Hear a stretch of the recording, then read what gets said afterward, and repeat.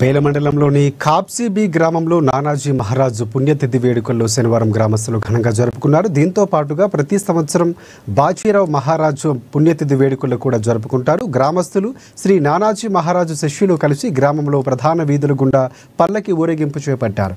భజన కీర్తనలు భక్తి పాటలతో శోభయాత్ర నిర్వహించారు.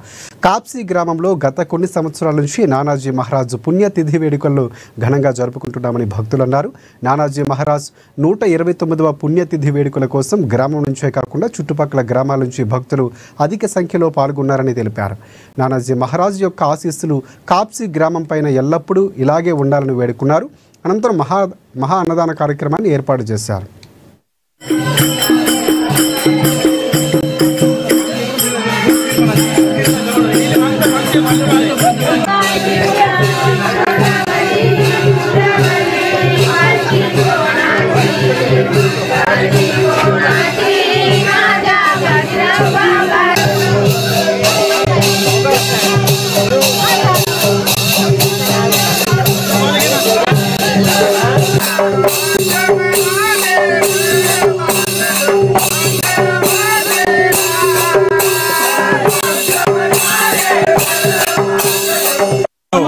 కాప్సీ గ్రామంలో సంత సద్గురు నానాజీ మహారాజ్ మరియు బ్రహ్మనిష్ఠ సంత సద్గురు బాజీరావు మహారాజ్ గారి 14వ పుణ్యతిథి మరియు నానాజీ మహారాజ్ గారి 126వ పుణ్యతిథి కార్యక్రమం జరుగుతున్నది. ఈ రెండు సంతుల యొక్క కార్యక్రమం ఒకటేసారి జరుపుకోవడం మాకు ఎంతో సౌభాగ్యకరంగా అనిపిస్తుంది.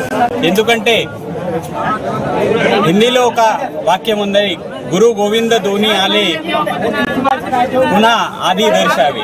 అంటే గురు మరియు గోవింద్, గురు బాజీరావు మహారాజ్ మరియు గోవిందుడు నానాజీ మహారాజ్. మేము దేవుడే మాకు నానాజీ మహారాజ్, గురు బాజీరావు మహారాజ్.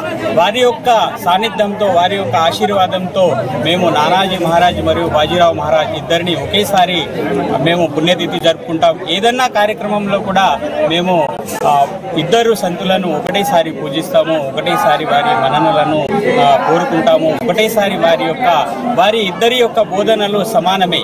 ఇద్దరు కూడా మనము నిస్వార్థంగా ఉండాలా మరియు మనము ఏ వ్యసనము చేయకుండా నిర్వ్యసనముగా ఉండాలని ఇద్దరి యొక్క బోధనలు ఉన్నాయి. కాబట్టి ఇద్దరి బోధనలు మా ఊరికి ప్రభావితం చేశాయి. ఎప్పుడు కూడా అదే విధంగా ఉండాలని, వారి ఆశీర్వాదం మా ఊరికి ఉండాలని కోరుకుంటున్నాము. అంతే చెప్పి ముగిస్తున్నాను. జై గురు.